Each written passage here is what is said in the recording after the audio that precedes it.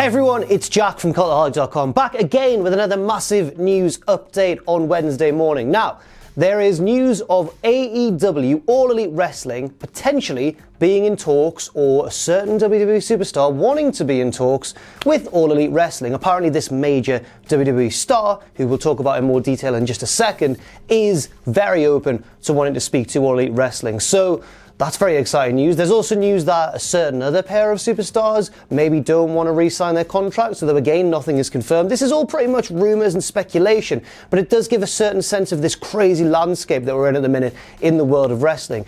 In more concrete news, All Elite Wrestling have also announced the newest member of their roster, and it might be a slightly surprising one given the style of wrestling, or it might give us a hint as to what sort of form AEW shows are going to take. And finally as well, we're going to talk about what Roman Reigns' plans would have been for WrestleMania if he hadn't sadly been forced to vacate the Universal Championship. So, without any further ado, let's take a look at all of the news. Yes, so on Fightful.com's post-SmackDown show, Sean Ross Sapp was saying, "What I was told this afternoon was that Randy Orton has been openly discussing his willingness to speak with All Elite Wrestling." Randy Orton, Randall Keith, one of the biggest WWE superstars around today, one of the biggest active wrestlers in the world, is apparently, according to Sean Ross Sapp, willing to speak to All Elite Wrestling. That is huge news if true. But this is where that news report gets a little bit confusing, because before he revealed the name as Randy Orton, Sean Ross Sapp said that he was talking to people in AEW and that they didn't tell him that name,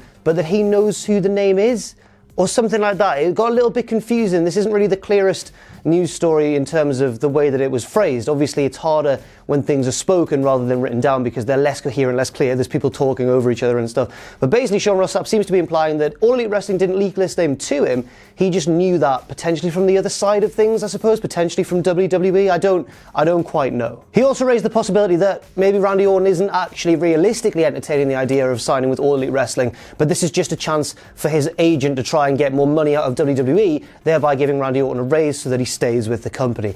Honestly, if I was pressed to sort of suggest which of the two Randy Orton's doing, whether he really wants to wrestle for All Elite Wrestling or whether he just wants to get more money out of WWE, a better contract from WWE, I'd argue it's probably the latter. Just given Randy Orton's career history, you know, he's been with WWE for like years, over a decade now, probably approaching 2 decades in the next sort of 4 years or so.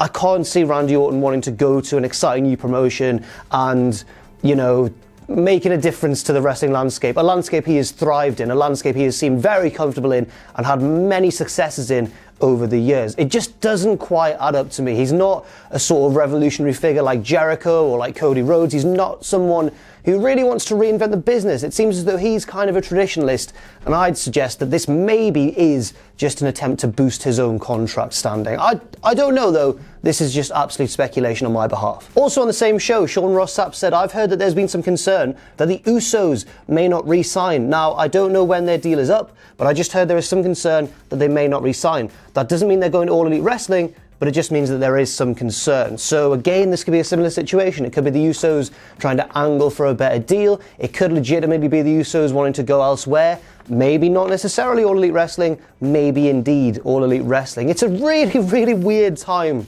in the pro wrestling landscape. And I guess when we look back on this in a few months' time and see who has jumped ship and who hasn't, or maybe let's say in a year's time when some real moves have been made and we'll see, we'll probably get a better sense of kind of which superstars we know wanted to make a difference or to really change their careers and which ones simply wanted to take advantage of the situation. I can't fault them regardless of which one it is they're wanting to do. But yes, in more concrete news, thank God, All Elite Wrestling have announced the newest member of their roster, their newest signing, and it is a bloody British wrestler. It's a member of the UK independent scene.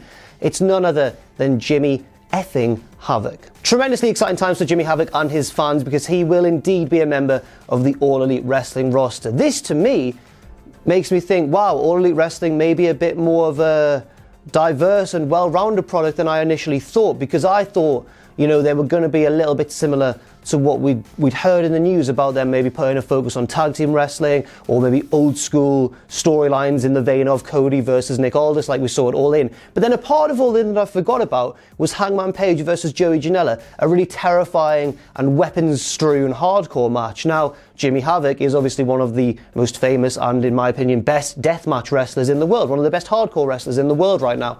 If he's brought in, does that mean that we're going to see more of an emphasis, rather, on hardcore stipulations, on grisly, bloody stipulations as well? Maybe setting All Elite Wrestling even further apart from WWE in terms of, WWE's PG rating versus potentially a slightly more adult-leaning slant for All Elite Wrestling. It also makes me wonder which other hardcore wrestlers are going to be brought in to wrestle Jimmy Havoc, or will he largely be wrestling just the other non-deathmatchy members of the AEW roster, and then occasionally someone like, I don't know, Sami Callihan will come in and then they'll just batter each other with a sink, and then back to normal wrestling he goes. It's very interesting, but it is a signing that makes me think, wow, All Elite Wrestling might be a bit of a sort of, like one of those circus tent analogies where you've got a bit of hardcore, a bit of tag team, a bit of singles action, and I think really that is for the best. And finally, in a response to a fan question on Twitter, Dave Meltzer revealed at least what he thought were the plans for Roman Reigns for WrestleMania before he was sadly sidelined due to his issues with leukemia. And of course, we continue to wish Roman a full and speedy recovery. But yes, in response to a question saying what were the plans for Roman Reigns before he was forced to vacate the Universal Championship, Meltzer responded, Ambrose. Apparently he would face Dean Ambrose at WrestleMania. He didn't specify whether that would be for the Universal Championship or whether Reigns would have already lost the belt en route to WrestleMania, but in my mind, this means that things really did change when, obviously they changed to a certain degree when Roman was forced to take some time away from the company, but at the same time, I think it changed even more than we all could have expected, because if that scenario is true, and if that meant that Ambrose and Reigns would be going at it at WrestleMania, and assuming that Lesnar never came back and took the belt from Roman, or, took the belt because it was vacated, assuming that Lesnar never ended up with the belt, that means that Rollins would never have found himself in the main event picture either, because if you've got Roman and Ambrose, that would have been totally different. Rollins, I think, was only really brought in to face Lesnar for the title at WrestleMania because he's the underdog hero, he's the one everyone wants to win. But where would he have landed if Roman was still about, and if he was facing Ambrose at Mania? It's very confusing indeed. Also, how would Ambrose have turned, and would his character have been the same? And if that's all, if we're going to follow that path, would he have ended up announcing his intention to leave the WWE? It's a very strange scenario, but one that I think really throws into light just how fragile plans can be for WrestleMania. I mean, now Rollins finds himself in the main event. Where would he have been if this hadn't happened? Obviously, Ambrose could have been in the main event. Now he finds himself leaving the company. It's a very interesting way to look at things. So that's all for now. Thank you very much for watching this news update. I've been Jack from Cultaholic.com. You can follow me on Twitter if you want to at Jack the Jobber. You can follow all of us at Cultaholic, and check out our Patreon as well, patreon.com/Cultaholic. And never forget, of course, if you haven't done so already, to hit subscribe and to join us.